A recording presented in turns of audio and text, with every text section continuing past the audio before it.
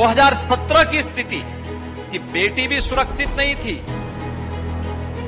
उसके सामने स्वयं का सुरक्षा का खतरा था, उसके रोजगार पर डकैती पड़ती थी, उसके पोषाहार को चंद माफियाओं को डकैती डालने की छूट दे दी जाती थी। और स्कूल की स्थिति क्या थी, आंगनबाड़ी केंद्रों की स्थिति क्या थी।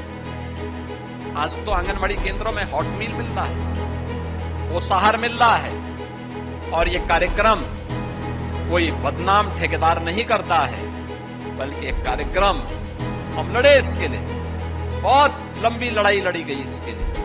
तमाम माफियाओं का गिरोह बार बार घेरता है, लेकिन हम सुप्रीम कोर्ट तक इस लड़ाई को लड़ करके फिर से लाए कि नहीं, महिला स्वयंसेवी समूह ही इसको चलाएगी और इसमें महिलाओं को रोजगार भी मिलेगा और ईमानदारी पूर्वक ये कार्यक्रम आगे बढ़ पाएगा।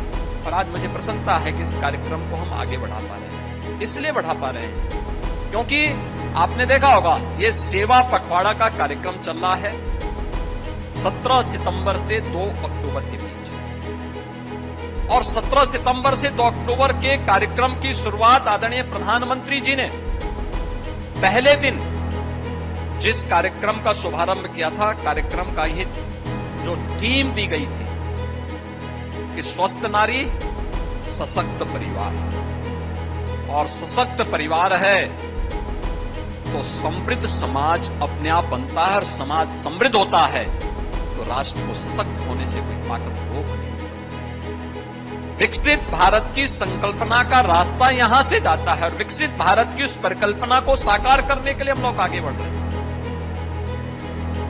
मैं कभी कभी इस बात को देखता हूं कि आखिर इस प्रकार की स्थितियां क्यों आई समाज में,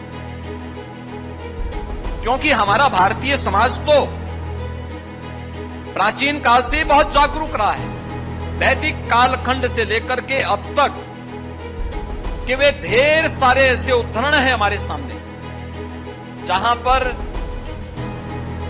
नारी को जब भी अवसर मिला उसने अपनी सशक्त उपस्थिति से नेतृत्व को आगे बढ़ाने में किसी भी प्रकार की कोई कोताही नहीं बरती। हर स्तर पर उसने बेहतरीन नेतृत्व दिया, और उस बेहतरीन नेतृत्व के माध्यम से जिन लक्ष्यों को प्राप्त किया है वह समाज के अनुकूल रहा है, समाज के लिए कल्याणकारी रहा है। हम लोग आज इसीलिए इस अभियान को आगे बढ़ा रहे हैं। इस अभियान को 5वें चरण में भी हमारा यही अभियान है।